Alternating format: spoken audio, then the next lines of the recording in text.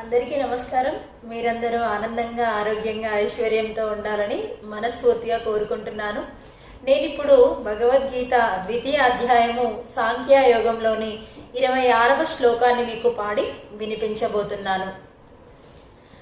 అధచైనం నిత్యజాతం నిత్యం వా మన్యసే మృతం తథాపి త్వం మహాబాహో నైనం శోచితుమర్హసి.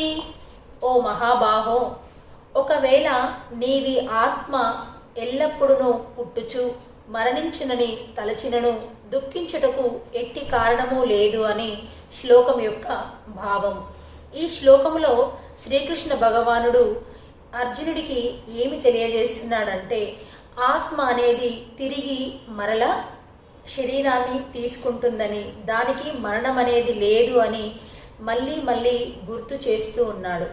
ఇది ఈ శ్లోకం యొక్క భావము.